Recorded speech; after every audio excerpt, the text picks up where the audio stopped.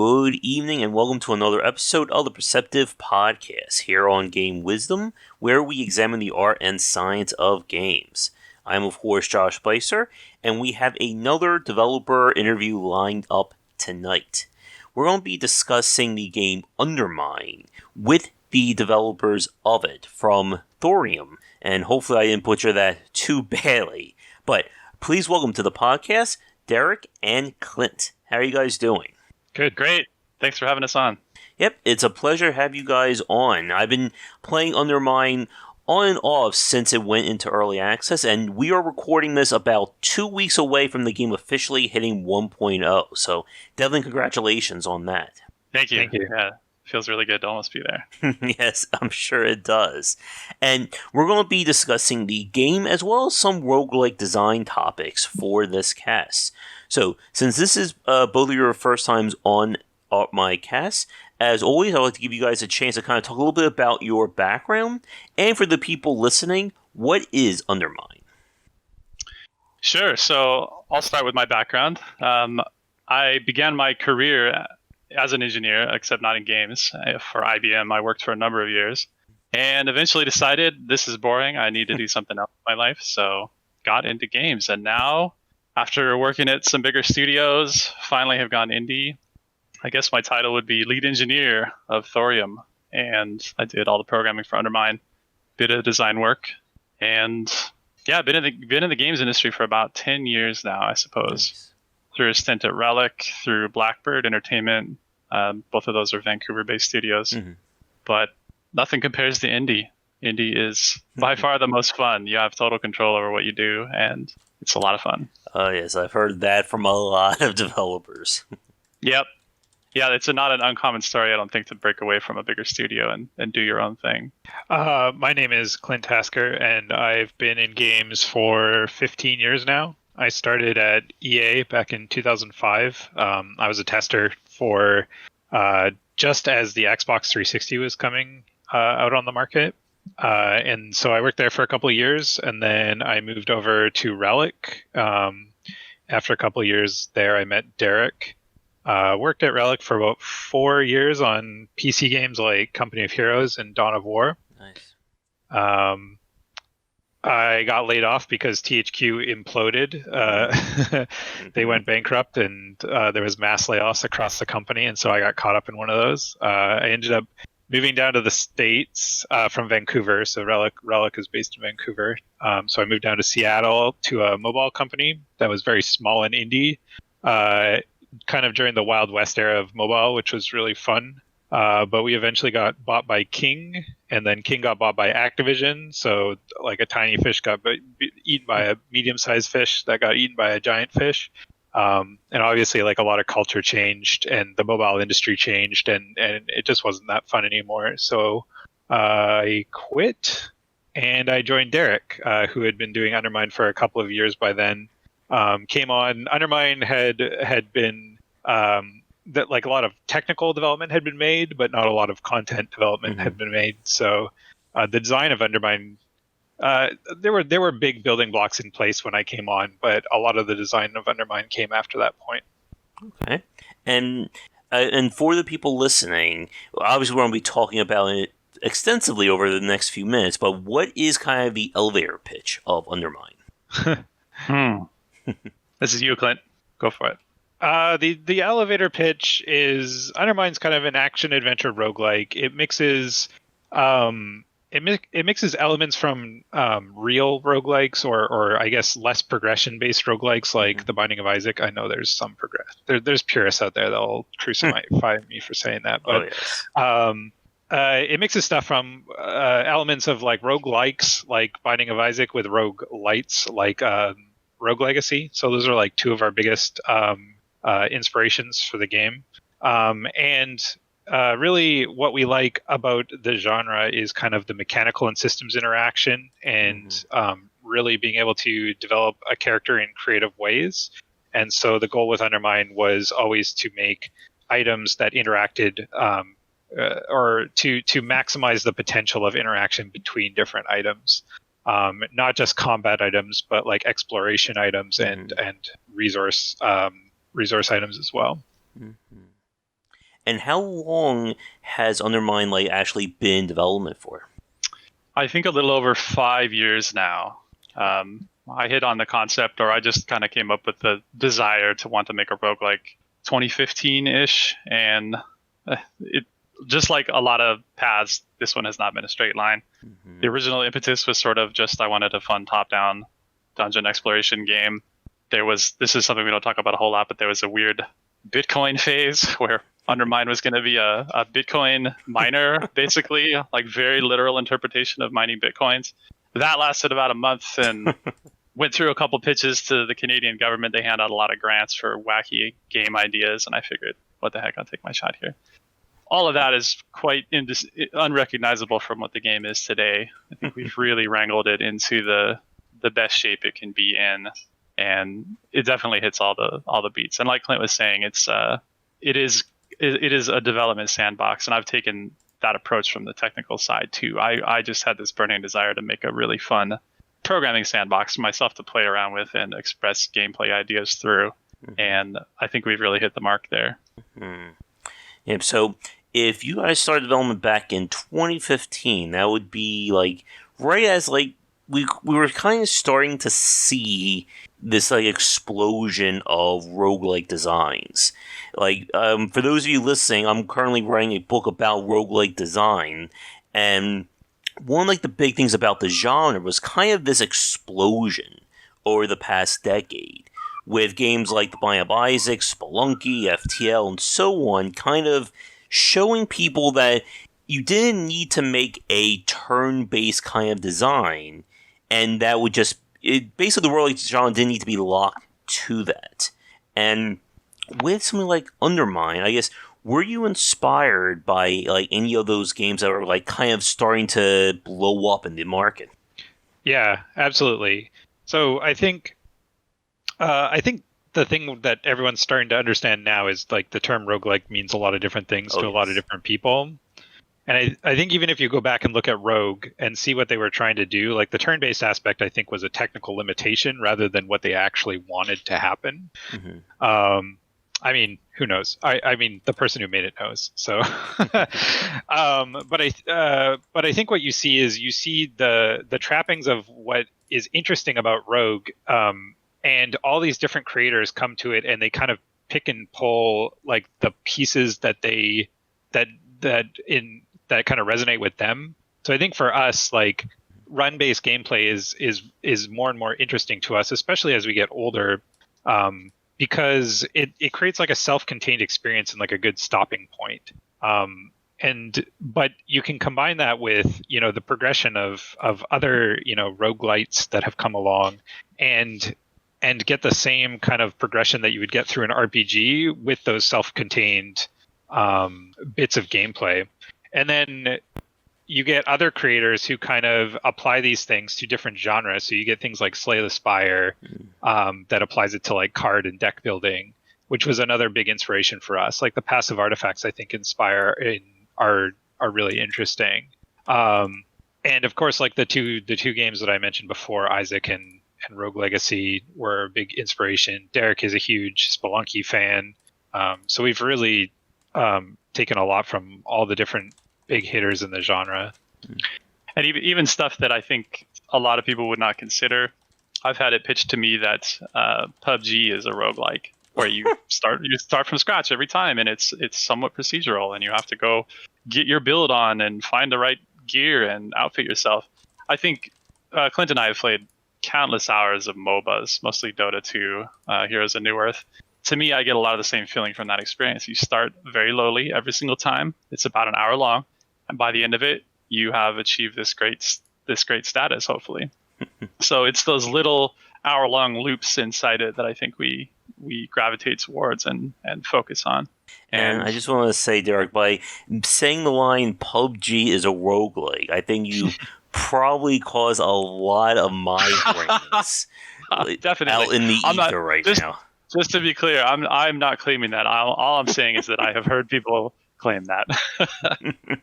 The jury's perhaps still out, but yeah, my point is that there's little loops and there's big loops, and we kind of have them both in Undermine. We have the little loop of the run, and we have the bigger loop of the progression. Mm-hmm.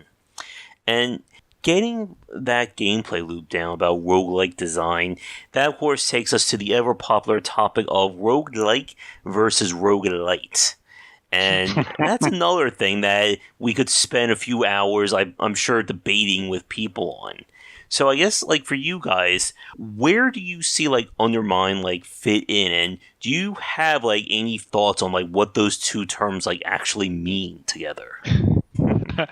I don't think either of us give much credence to the difference. Like, we will advertise Undermine as a roguelike or a roguelite. I think when you're trying to market a game, I think you kind of have to speak to more people than just the hardcore that know exactly what you're talking about. Mm-hmm. And so making the delineation between a roguelite and a roguelike to a lot of people doesn't make any difference. Like, they don't even know what the distinction is.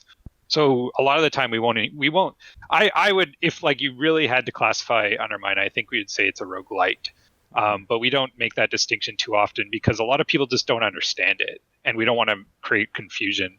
But also inside the game, we're getting to this point where we're really feature rich, and we're trying to cater to more and more people, and so we're trying to have something in Undermine for everybody. So we do have a mode that, while not like pure, it's not like a puritanical like roguelike, but it is far more roguelike than the standard mode in Undermine that has a lot of progression built into it. Mm-hmm. So I think it's the line is getting blurrier and blurrier in our game in particular as we add more features, because we want to give something to everybody. So like there were maybe people who are very pure about what a roguelike is, and they probably bounced off Undermine early as soon as they saw like a permanent progression upgrade. We would hopefully like to see those people come back and give it a try again later and try the new modes that we add and see if they enjoy it more that way. This is some content that we recently announced that's coming up in 1.0, but we've added a new system called hexes, which are these very powerful curses, and one of them gets rid of your progression.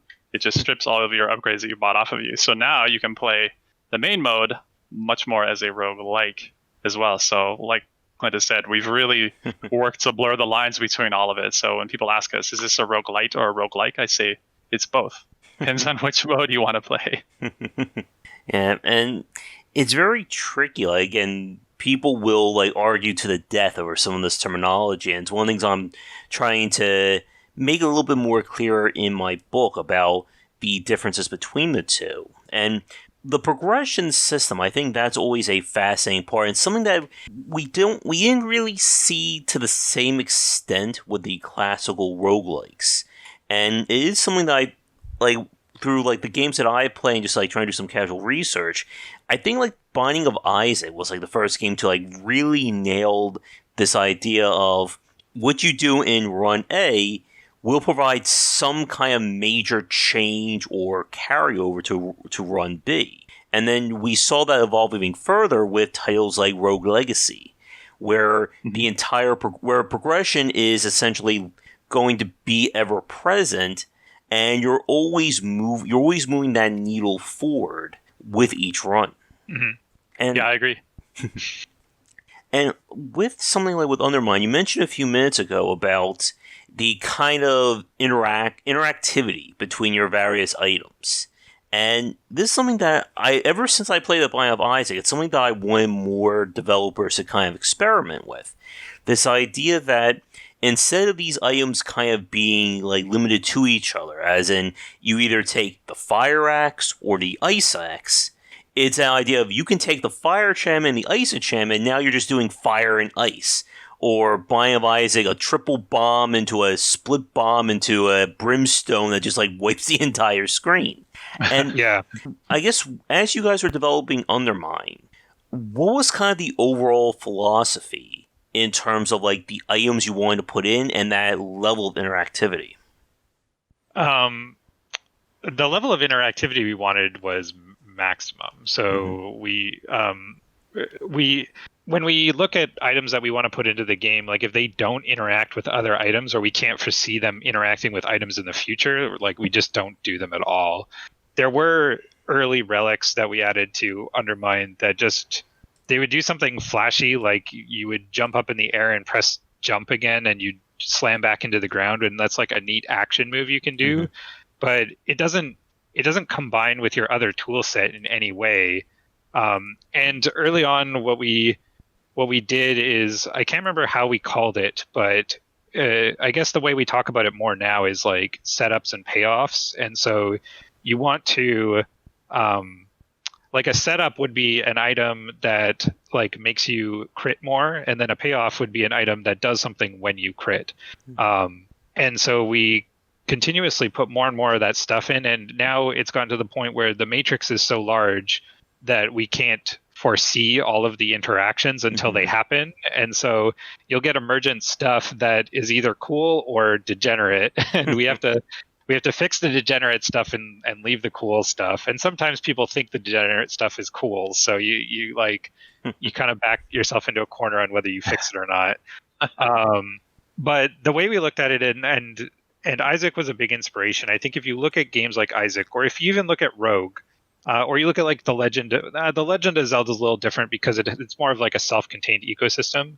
But all of these games can be kind of considered resource management games because you have, keys and bombs and other consumable items, and then there's a floor of like a dungeon, and your job is to use those consumable items to get like maximum power out of this floor. So it's like, well, if I take this key and unlock this door and take the item out of that room and then move it over to this other room and change it into some other item and then take that over there, and then it becomes like this big puzzle of like how you can create as much power as possible with your builds. And I thought, or we thought that was one of the most interesting aspects of these types of games. And so Undermine's ecosystem is very modular. All of our status effects and buffs and stuff are classified as like an item in the ecosystem that can be gained or lost or changed or exchanged, even the bad ones. And so I think that really provides a lot of the strategy of the game. And as you were talking about in terms of that like modular design of your various items, that from my time playing it, it can definitely lead into those situations where you kind of have almost like two distinct builds of playing Undermine. You can go for all in on your melee, or you can go for kind of throwing your pickaxe. And you have these and the various items can supplement or enhance them accordingly. With like designing and balancing Undermine, were there like any other like builds or strategies that like came up during development that either were like either too extreme, or did you just really settle on like those two specific tracks early on? I think that was like the main. Those were the main action moves of the game, and so they were the ones we focused on earliest. Certainly, when we started building items, we created items that were far too powerful, and the combinations were too powerful. I think the first time we had players get their hands on it, we went to DreamHack in 2018, and we had one guy in particular. He understood how the game worked, and he'd assemble like 10 relics and then all of a sudden become unkillable because of how powerful he'd become. So there's a balance to strike between picking up the item by itself should make you feel a little bit more powerful, but that power creep, as soon as you get 10 items or 20 items and they start interacting with one another, that power creep can quickly get away from you. And so it creates a really hard balance problem of the item needs to be impactful on its own, but also needs to be balanced within this huge build. But more towards the other question about builds, I think right now, as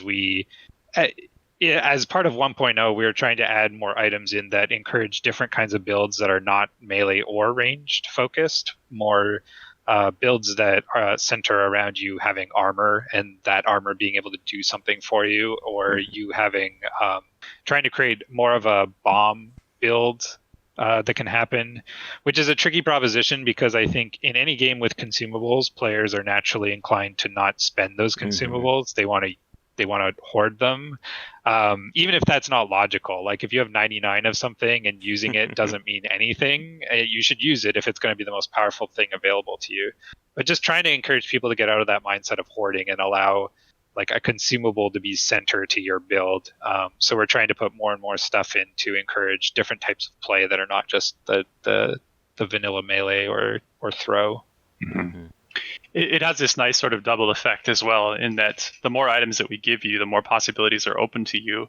But the pool is now that much more diluted, so you can't just always achieve that one build that you like to do. You're forced to play around with different options.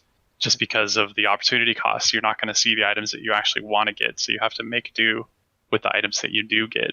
And hopefully you can cobble together a viable build out of those items and make a good run of it. Yep. And that's basically the MO of the Biomizing right there. And just having to constantly adapt to what the items are going to drop for you. And exactly. And as you guys were talking about a few minutes ago, like there's that line between, do we leave this item or combination as is because, it's memey and crazy? Or do we have to change it because if somebody takes it, they're just going to have a horrible time? And I know when I interviewed Edmund, who did the Biomizing, he put in, every manner of crazy items. Any Biomizing fan listening, of course, knows how disastrous a soy milk pickup could be at the wrong time.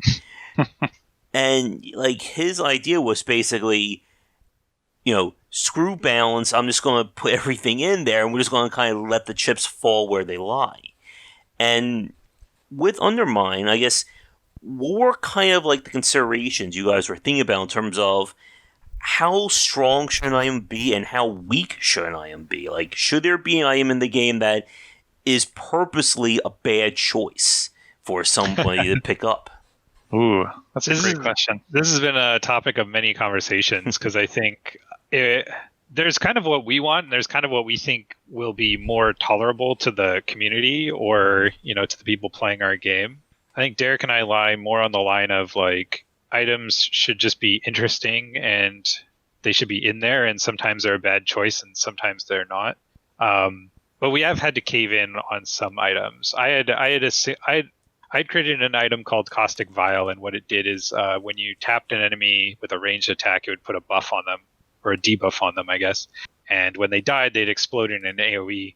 And the AoE was friendly fire. So it all of a sudden made melee really not viable when you had that item, because you would hit the enemy with this debuff and it would explode and do damage to you. And I was like, well, that's the price of doing business. The problem with that item, it may not have been the friendly fire that was the problem, but the upside to the item just wasn't strong enough, and so just a lot of people just considered it just a bad item. Because it's like, well, even if this dictates me just doing a throw build, it's not even worth it in that case. So there's a lot of ways to approach it. It's I think if an item is absolutely really interesting and a lot of the time is a super downside and some of the time is a super upside, those items we tend to keep because they have their place. And I think in these types of games you don't want perfect balance across the board because it makes the RNG feel less interesting. I think you want players to have runs where they encounter, all the quote unquote broken items and to get to assemble them and just get a free win out of it. You just have to make sure that your game is designed in a way that a free win doesn't just undermine all the content that you've built. And I think that's the trick in a more progression based roguelike. The problem for us is that we want you to die somewhere along your run, otherwise you finish the game. Like it's like in Rogue Legacy, right? You have your 5 bosses, or I think there was 5 in Rogue Legacy. But the game is very much designed that you get, some way into the castle and then you die because like the numbers are just not in your favor. Enemies have like 8 times more health than you do, or 8 times more damage. So you have to die and you have to go upgrade yourself. And so creating a system of item combinations can easily undermine that, because if you make something too strong, then people will just overcome those barriers and just beat your game in a single run. Yeah. I really like I think it's really important to have some variation in not only your buff pool, like our items, but in your debuff pool as well. We have we have a curse system that are, on their face, they're debuffs. But in the right context, they can be a big buff. Like, for example, we have an item that changes all the cost of shop items to HP instead of gold. That thing is really a positive in some situations. And since you don't usually have good control over your curse removal, it's mostly random, it really de-incentivizes you to remove any curses at all, because you may end up accidentally removing this curse that's really beneficial to you. So for that reason, you don't want those pools to just be uniformly powerful. You want lots of peaks and valleys, some good ones, some bad ones, in both pools. That's very important, I think. Yeah, and having something that can be a negative or a positive in the right situation is definitely a very hard asset when it comes to these kinds of item balances. As you guys were saying a few minutes ago, like there are the example of throwing the axe and having them explode in AoE for friendly fire. That like this is something that we see in a lot of roguelike or kind of item driven games where something will have a negative, but the positive that goes with it is just not good enough to compensate for it. And it leads into those situations where players will just outright refuse to take an item. It's basically, I think, the DNA of any one of these kinds of roguelike style games. There's always going to be those items that are bottom tier. And I don't think there really is an easy solution to avoid that.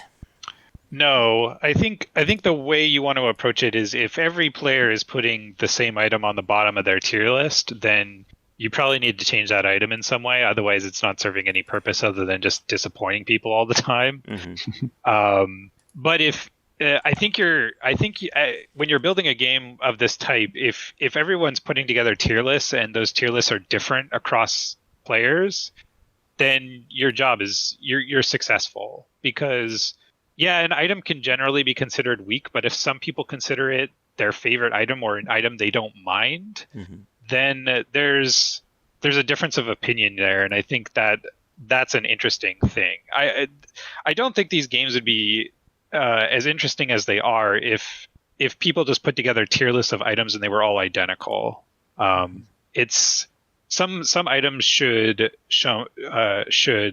kind of resonate with players differently based on their style of play or what they like to do, and I think that's a good place to be.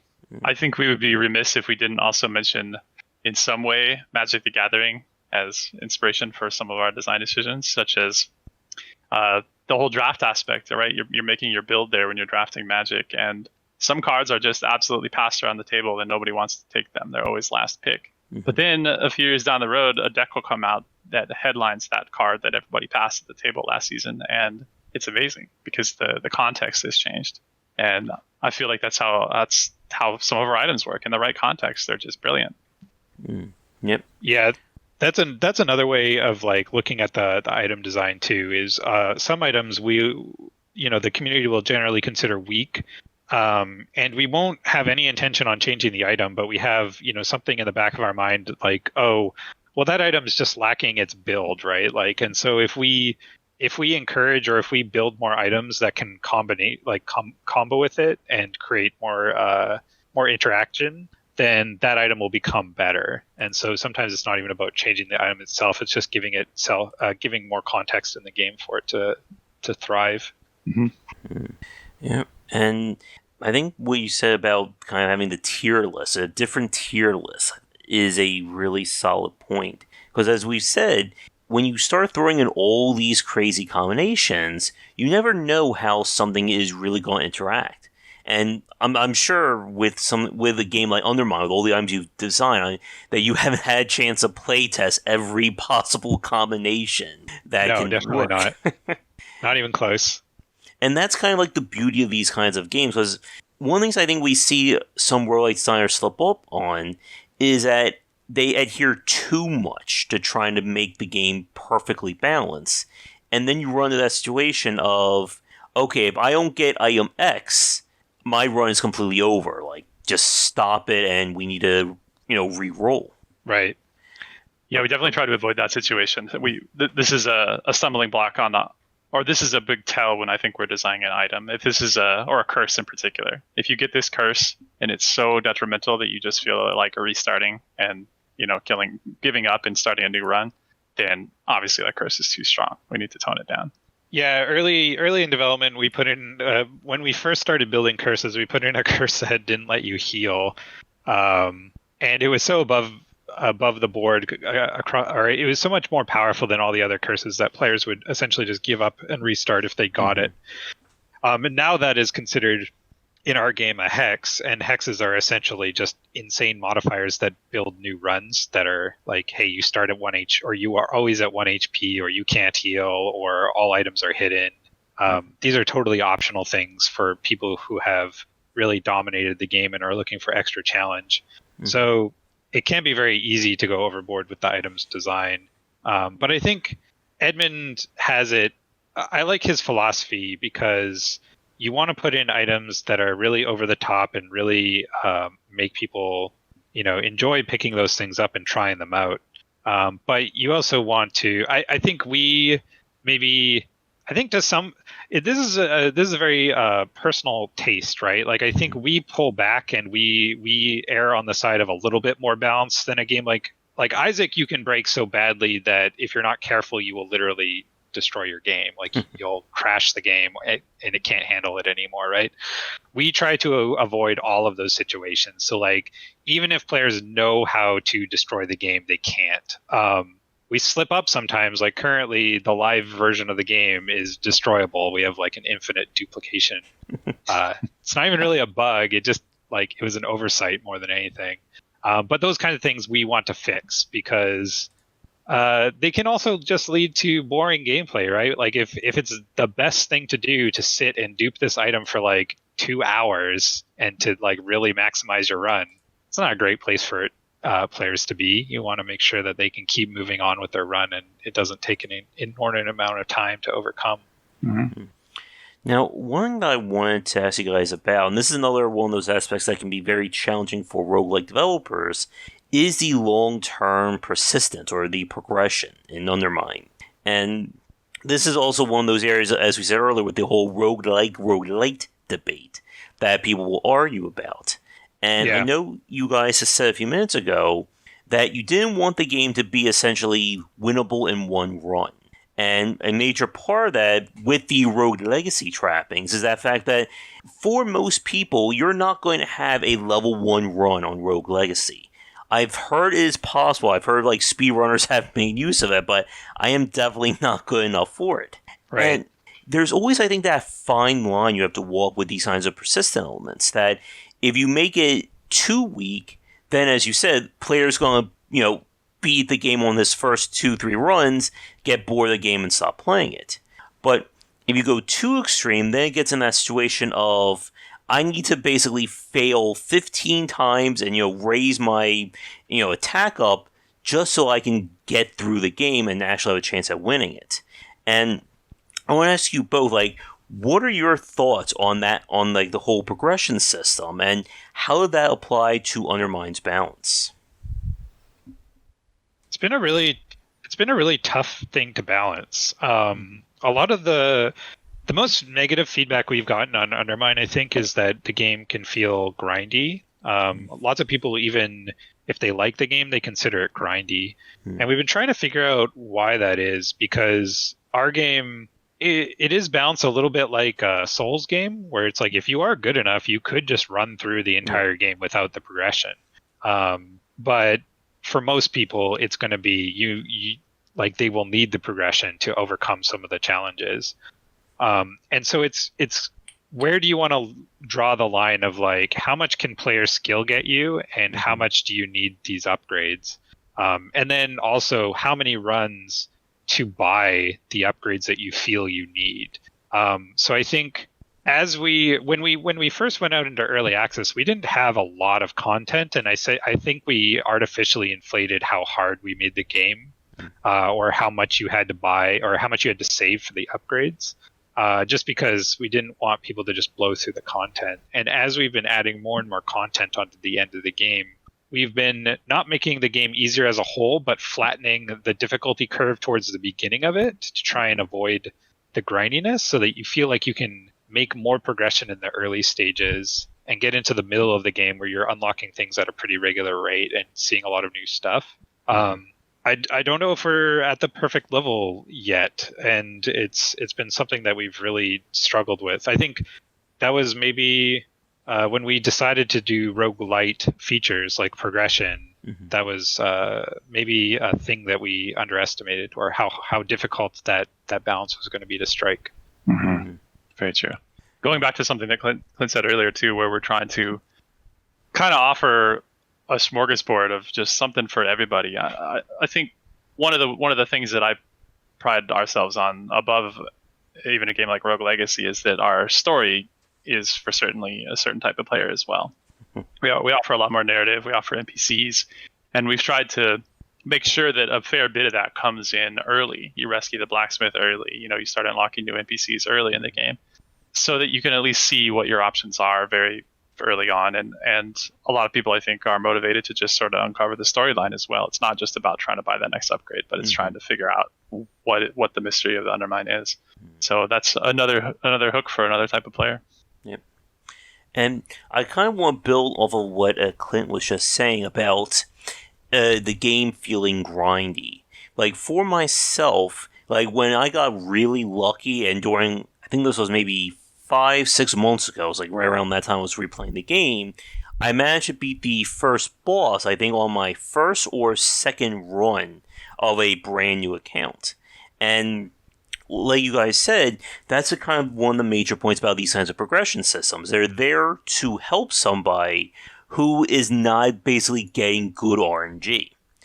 And I think where that sense of grindiness comes in is that when we see games that feature a lot of incremental upgrades, rather than unlocking new content or new powers, I think that's where people start to feel like, okay, I'm going to spend this money, I'm going to get 2 more points of attack. Now I got to spend again for 5 more points of attack. And I think it's very hard to show somebody what that actually impacts, as opposed to saying, you spend 100 gold, you now start with a rocket launcher, and you can now blow up walls right from the very beginning. Yeah. I think also in games where you're unlocking powers, the powers are never advertised as raw power increase, like they might be, but they're often just an alternative to the way you're playing currently. And in our game, we do have just straight up stat increases. And I think when we do balance Undermine from our perspective, there are 2 tracks we have to keep track of. We have to look at how players can progress in a stat way, like in an upgrades way, but players are also going to progress in a skill way. And I think where the grindiness comes in is if a player ignores the fact that they can just get better at the game and relies on just the upgrades, then the game's going to feel a bit more grindy, because if they're fast and loose about taking damage and aren't playing, disciplined, then the game is going to feel very grindy, because the game is going to reject you. Like our game is based around precise play and not taking a lot of hits and not being, sloppy. So if a player is just like, oh, I'm just going to buy all the upgrades and just like, run my way through this and not pay a lot of attention, they're not going to see a lot of success. And so they're going to get the impression that the game wants you to just keep repeating loops and keep buying upgrades. But that's not the way our game works. Is if you're not actually progressing in the game, you're not going to earn enough money for the later upgrades. You're going to stall out. And I think that's for better or worse. Like, it's going to reward people who are like, oh, I've kind of plateaued and I just need to get better and learn how to manipulate the resources in the game and earn new relics on a run, versus I'm just going to buy some more upgrades. And that's been a tricky message to get across. But I think for the most part, we have very good, favorable reviews, and I think people get that overall. So, Yeah. And like we've said, it's very hard to get that balance right. And I think Undermine does succeed in that aspect. Because I've played roguelikes where basically like the first 10 to 15 levels, or if 10 to 15 runs, are just washes because my character doesn't have enough health, or I come to a boss and it's just a colossal bullet sponge or health sponge, and that kind of stuff can be very frustrating to somebody. Now, one thing I just wanted to ask that you guys said a minute ago about kind of smoothing out or flattening the difficulty curve. I was wondering, like, for any developers listening, like, what kind of balance? So you don't have to go into too much technical detail, but like, what aspects have you guys tweaked or altered to kind of streamline that difficulty progression? Yeah. I think it kind of comes down to what you were just saying about bullet sponge bosses, right? And so it can give a bad impression if you go through a floor and you are relatively 3 or 4 shotting enemies and doing pretty good, and then you come across a boss and all of a sudden you hit it and the health barely moves.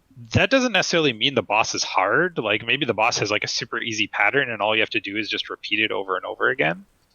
But we've been trying to, I think we have been lowering our boss's health more and more as, like, we want an epic boss battle, but I think the real hard thing is when you're balancing a game like this, especially when you're balancing a single player game, because when you're balancing a multiplayer game, you just balance it from one perspective, and then you rely on matchmaking to have players match against people of equal skill. Mm-hmm. But when you're trying to balance a single player game, you're having players of all different skill attack the same problem. And so it can be very hard because you want to make sure that you lower the gate so that most players can get over it. But you also don't want to lower it to the point where people who are actually quite good at your game are bored out of their minds because they'll come across a boss and 3-shot it and never get hit. It's not a big deal. And I think we've learned a lot in that arena. And the other thing we've learned is that neither of us had really worked on action games too much in our careers leading up to this.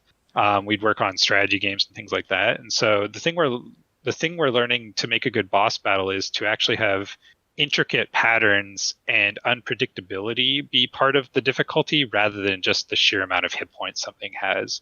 And so we've made more chaotic bosses as we've gone along. And as we've done that, we've had to patch our bosses with lower and lower health pools because we overestimate or we underestimate this chaotic pattern with this huge bulk of damage and health and how hard that actually ends up being. And the other thing you have working against you is when you work on a game for multiple years, you naturally become quite good at it. And so you have to, you will fight the boss and you'll just not even be thinking too hard about it. You'll be reading some thread on the internet and you'll just kill it.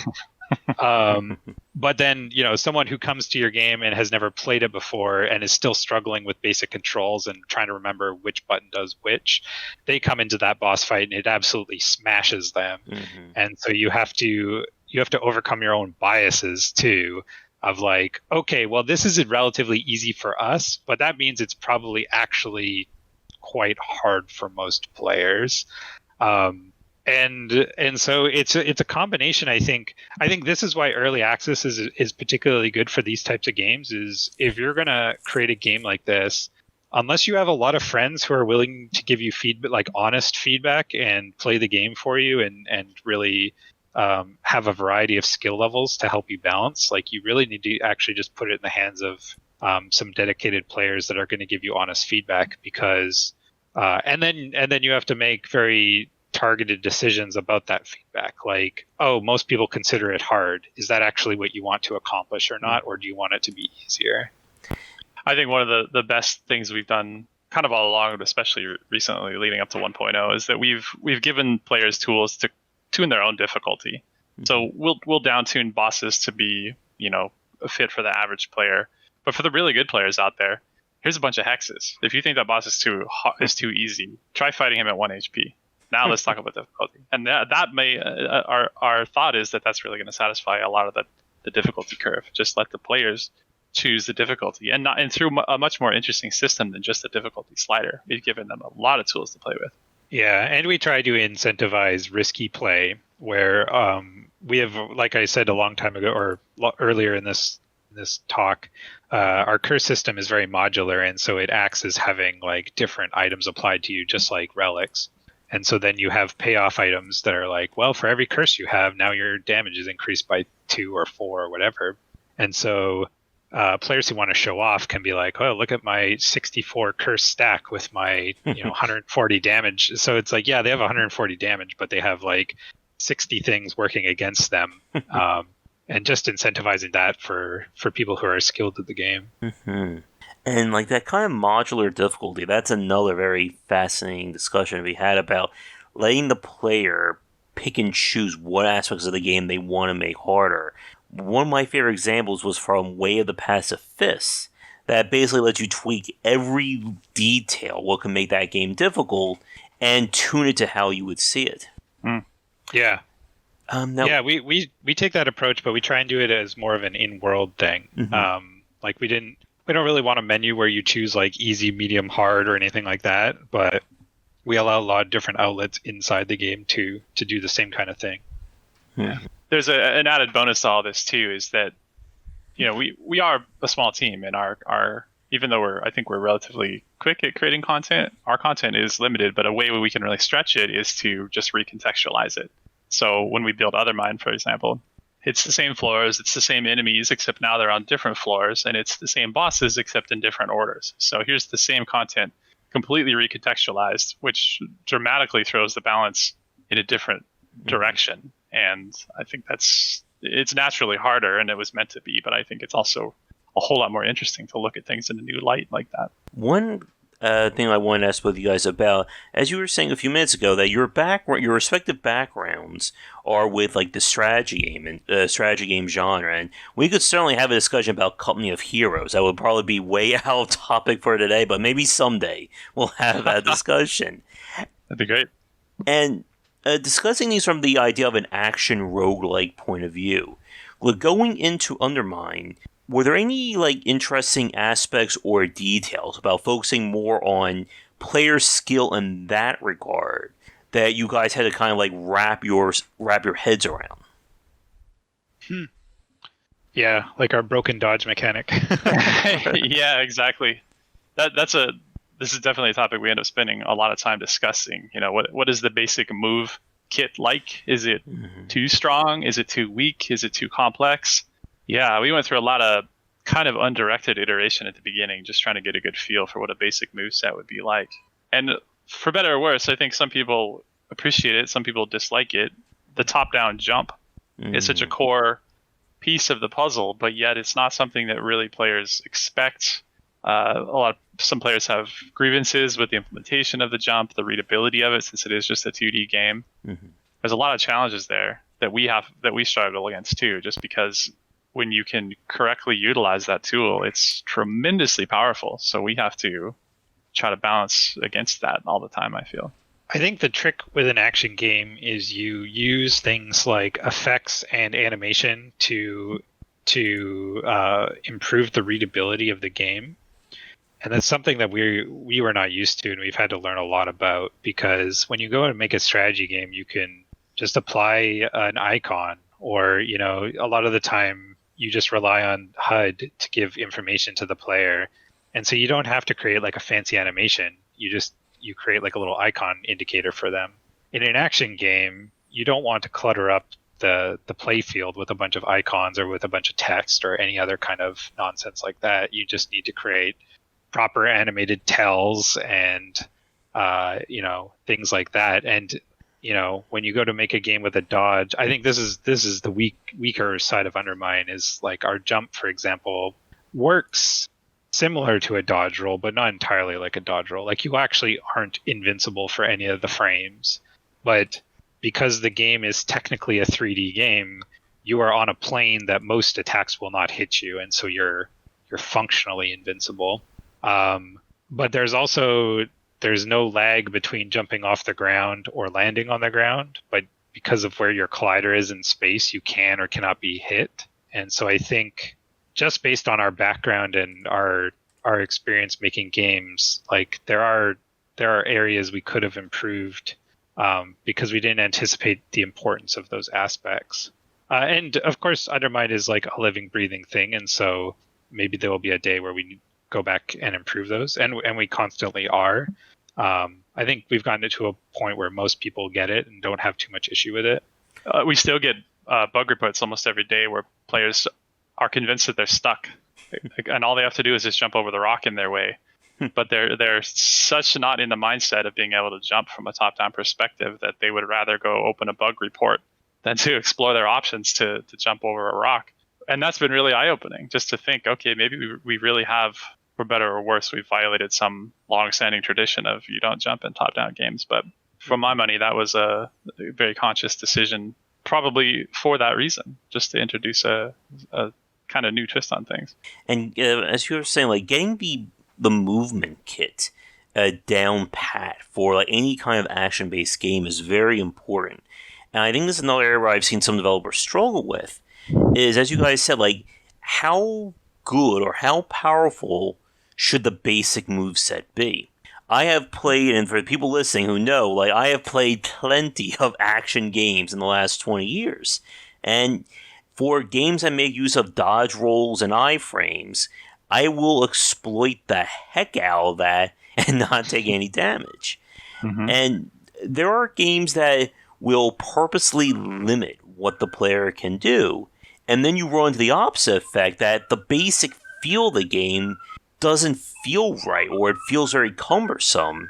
Unless, of course, you get a really good weapon or you get that really great upgrade. But then for most of the time, the player just feels like, they're being restricted by the game. Yeah, it's very tricky to get the right balance. And I think a lot of that just comes from experience. I don't think there's any right. I think if there were a formula figuring out exactly what you just said, like there'd be a lot more successful developers out there. Mm-hmm. Because I think the trick to the constant push and pull of game design or game development is, how do I empower a player and make them feel like a badass? Because that's what people come to games for. Like a lot of it is fantasy wish fulfillment.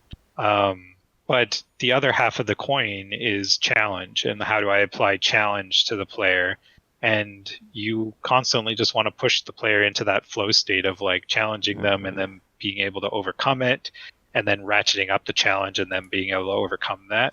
And of course, if the challenge goes up too high, there's frustration. If it goes down too much, there's boredom. Mm-hmm. And like 99% of game development is keeping people in that middle ground where they're really enjoying themselves. And I don't think there's that's where everyone is like, oh, I have a great idea for a game. It's like, well, you're 2% of the way there, and then the other 98% is like delivering that idea and making people feel good while they're interacting with it. Mm-hmm. Mm-hmm. Very iterative. Oh yes. And I'm sure with you guys, especially with Undermine being on early access the last few years, you've had a chance to really see kind of that iterative process and how, when the game meets consumer, how much things can change. Oh, certainly. I can't imagine being a game developer before Twitch, because just being able to drop in and anonymously watch players engage with your product in mass is just incredibly effective learning for us. And I think it's really opened my eyes, at least, and hopefully Clint's too, to a lot of the things that we should address. Yeah, there's a tricky first step there, though. You have to make a game popular enough that people will stream it. Yeah. So yeah, exactly.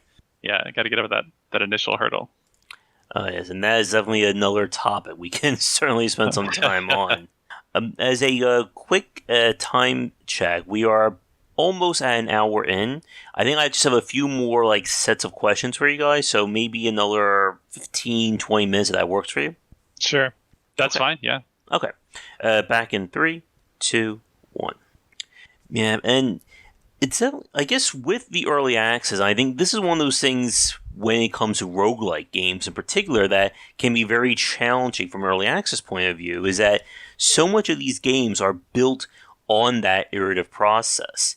And that's not the same as designing a 8 to 10 hour long story driven game where you play through once and your experience is fixed. I guess for you guys and kind of being on early access and seeing the consumer reactions and getting feedback, any tips for developers listening, or anything you guys learn about kind of working iteratively on Undermine?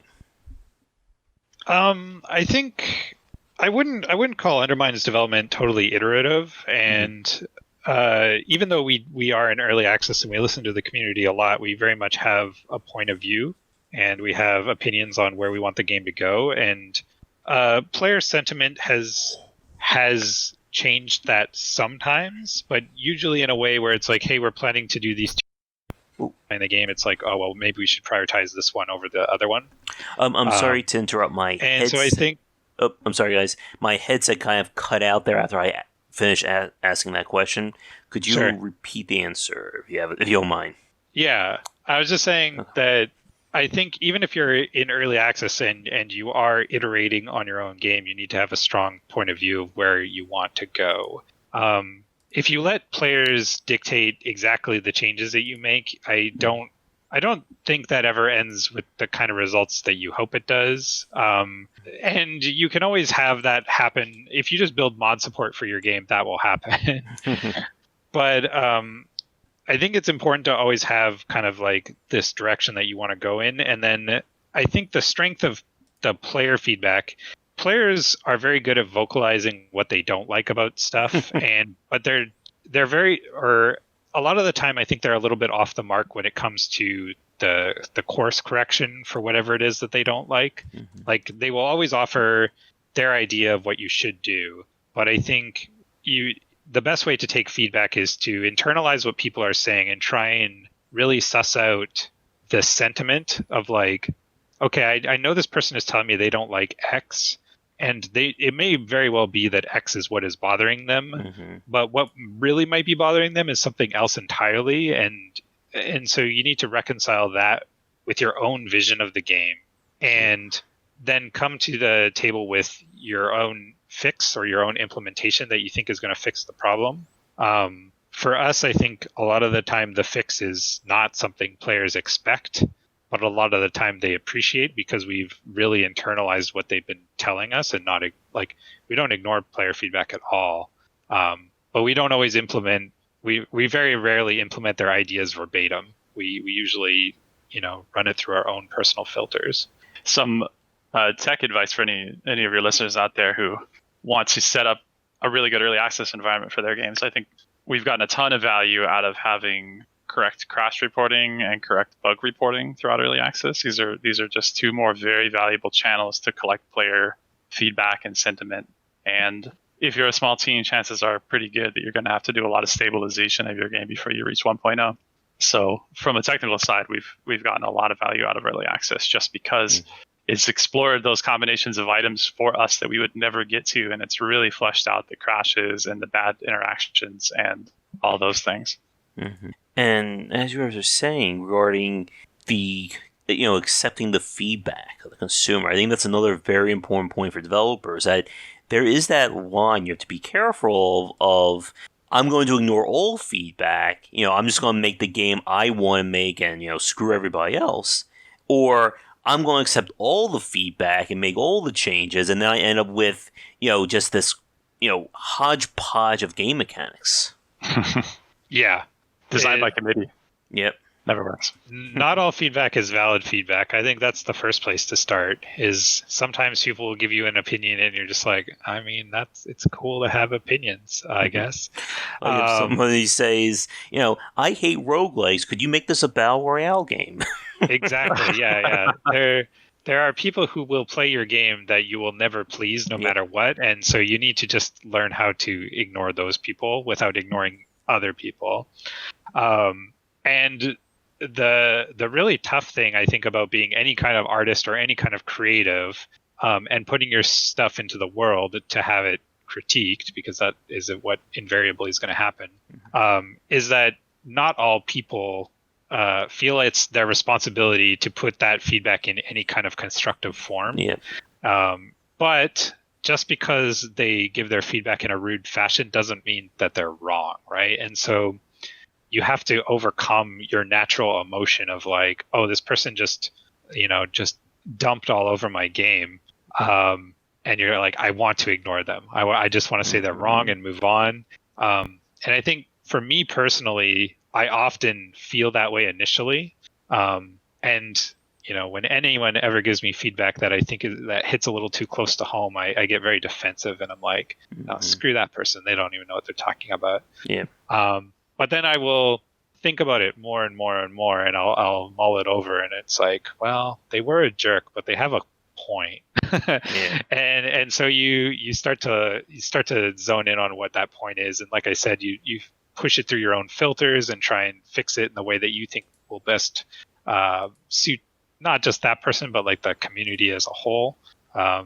It's very hard, and developers obviously have very different styles on this kind of thing. Some people don't interact with fans at all because I don't know, maybe they can't word their stuff constructively. They're too upset by what they're seeing, or maybe they want to appear that they're the savant type and they're not taking any kind of feedback. I don't know. There's like a million different ways to look at it. But yeah, we look at feedback all the time. I read practically every review of our game, and I try and just clump those together, right? Like if I'm seeing the same sentiment over and over and over again, then it doesn't even matter the individual it's coming from. It probably has merit because enough people are giving you the same feedback.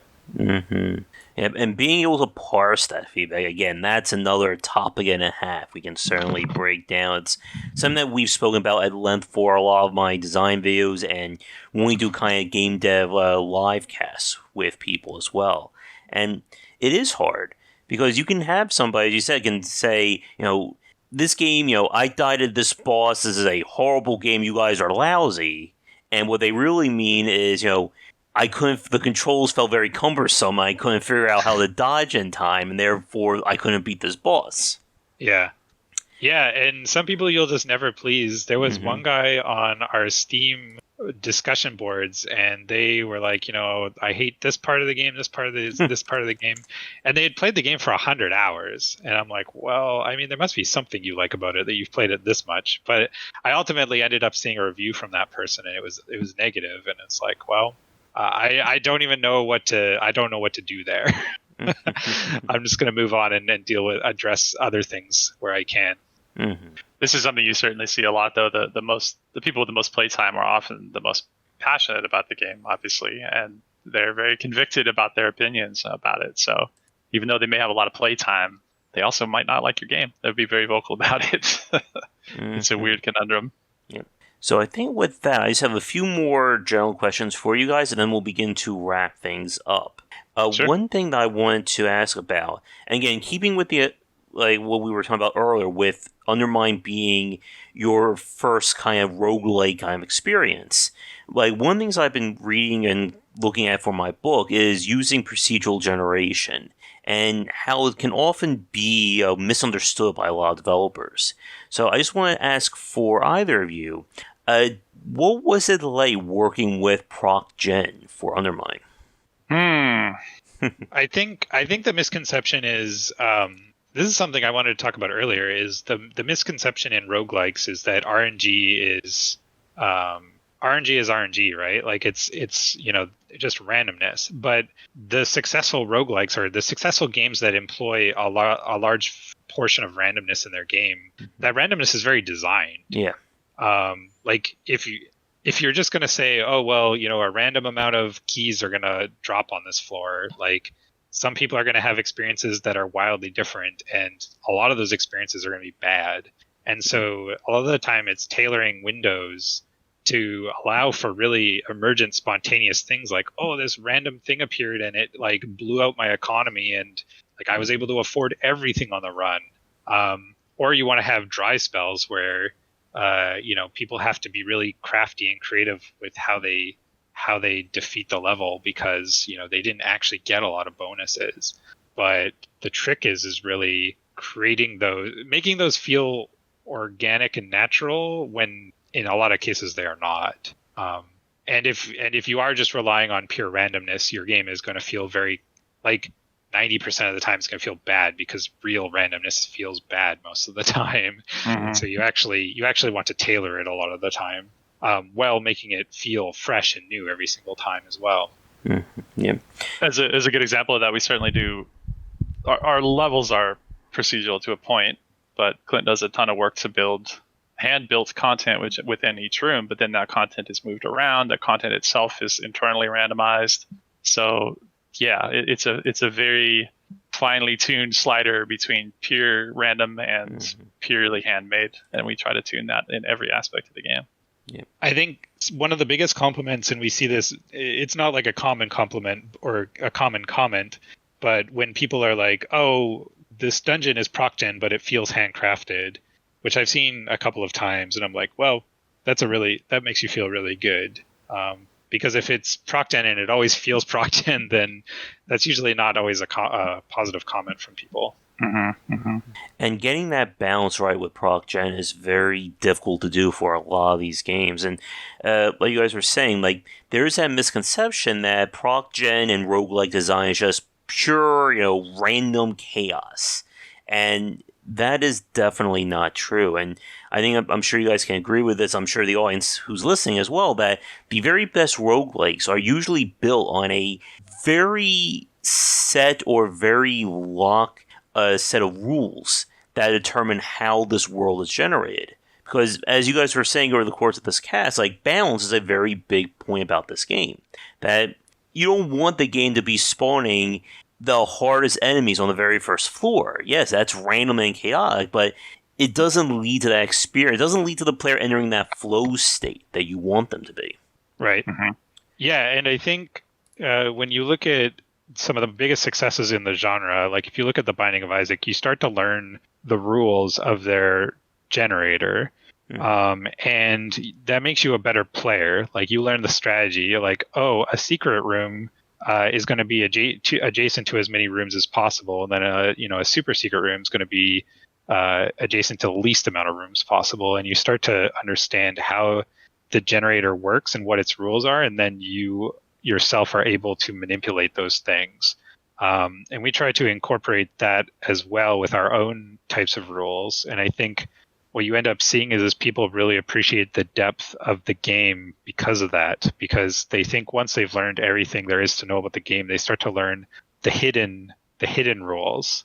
And that opens up a whole new aspect of the game for them. And part of that is designing the generator or the rules that govern the game in a particular way. Yep. And when you're trying to build the set of balance, you really can't achieve, I think, perfect balance with any particular roguelike. You can get close or you can get reasonably near it. But as we've said earlier, with the use of the items and your various events that can occur in a game, you never truly know how powerful a player is going to be at any given time. You can have somebody approach a boss with the very best items in the game. You can have somebody who, all the items they got were maybe you can move faster, and maybe you can jump, you can do a double jump. Now go fight this boss with no weapon upgrades. Yeah. And I don't think you want to fix those things because people want to feel like they're gaming the system. They want to feel like they're a lot of players will be like, hey, look at this sneaky thing I did. Haha, I have one over on the devs. And we're like, we knew that was possible.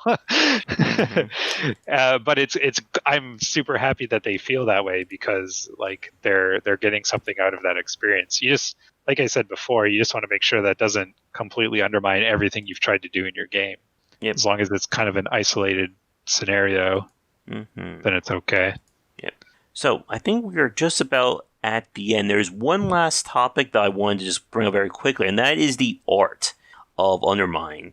And the game has a really great aesthetic to it. I just want to give you guys a second, for the people watching, what was kind of the inspiration for the art and the aesthetics of Undermine? I mean, pixel art is a whole branch unto itself these days. I think that sometimes we regret it, but we went quite high def on the pixel art. Our pixels are 2x2. A lot of other games that you see have 4x4 pixels or above. It obviously takes its toll on our production times. So it takes a lot more time to create frames for animations or set pieces or anything. But just I think what inspired a lot of Undermine, it's kind of the stuff we grew up with. It's the early games. It's the more old school mechanics in certain places. But yeah, thank you for the compliment. We certainly have tried very hard to make this look like a beautiful game. And I think we do hear that from people that we've succeeded in some regard. I think our Undermine's whole aesthetic across the board is trying to harken back to some of the RPGs that just made you feel comfortable, like cozy playing them. Just easy on the eyes, easy on the ears, and just something you can really get lost in. I think that's a big part of Undermine's aesthetic across the board. Trying to be something that you just want to like, oh, I've had a long day of work and I just want to like sink into this game for an hour. Yeah, exactly. It's comfort food. It's like a big bowl of mac and cheese, you know? That's what we want Undermine to be. With that said, I guess in terms of wrapping up the cast, as we said, for those of you listening to it, Undermine should either be out at 1.0 or really close to it. So one thing I always like to ask developers when it comes to games on early access is, how did you know, or like, what was kind of the goal you wanted to hit to take the game out of early access? That's a hard thing to answer. I think we just kind of had an impression of the kind of content that we wanted to deliver as like a core package. The intent is to keep blowing the game out, more features, more content, more enemies, items, and all that. But I think it was just kind of where we saw the value. Like, we would be content calling this 1.0 because it had enough in it that we felt like if this were just a box, people would be satisfied. So that's kind of where we ended up cutting it off. And with this last update, it means we're putting in like the final boss fight and stuff like that to cap the game. But we have a lot more ambition than that. So there's still going to be a lot of development afterwards. That's certainly true. I think we always sort of put a line in the sand and said we were going to get this out in 2020, and it's got to be before Cyberpunk. So there's a cutoff for ourselves. Well, we were originally going to be way after Cyberpunk, but yeah, steer clear of Cyberpunk. That's really part of it factors into our plans of like trying to develop our new studio and what we want to do as another project. It's like we're not going to move on to that too soon, but we're trying to. I think the thing is both of us are very experienced and we've shipped a lot of games between each other.